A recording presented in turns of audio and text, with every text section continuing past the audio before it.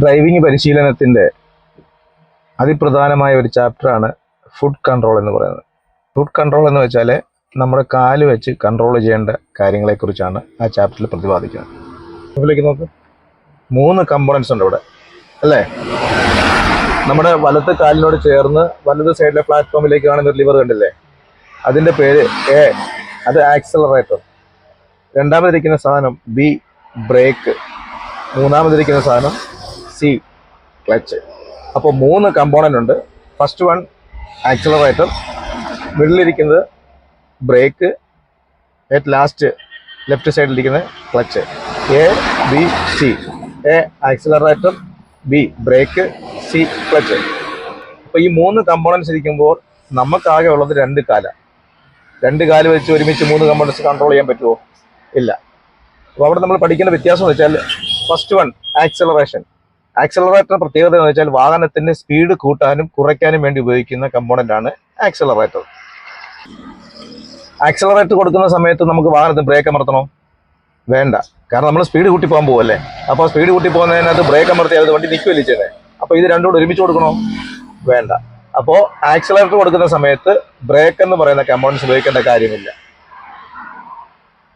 Accelerator കൊടുത്ത് വണ്ടി സ്പീഡിൽ പോയിക്കൊണ്ടിരിക്കുന്ന സമയത്ത് എന്തെങ്കിലും തടസ്സമുണ്ടെന്ന് കണ്ടാൽ നമ്മുടെ വാഹനം നിർത്തണം. അപ്പം നമ്മൾ എന്ത് ചെയ്യണം? തടസ്സം കണ്ടിട്ട് വീണ്ടും സ്പീഡ് കൊടുത്ത് മുമ്പോട്ട് പോവുകയാണ് ചെയ്യുന്നത്? അല്ല.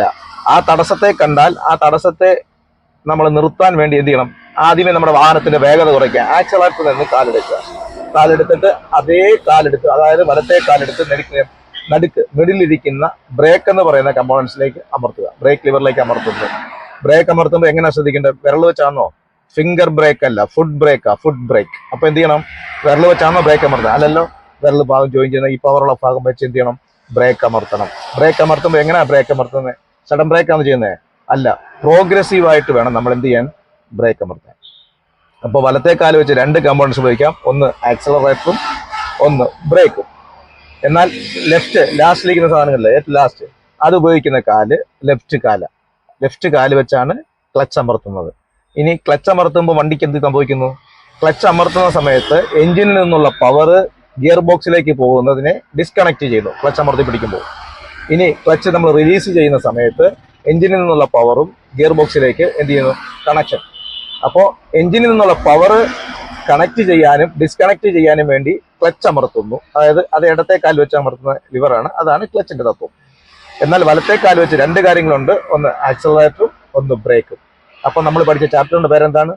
Food control. ഓക്കെ. ഫുഡ് കൺട്രോളിലെ പ്രധാന ഭാഗങ്ങളാണ് എ ബി സി. എ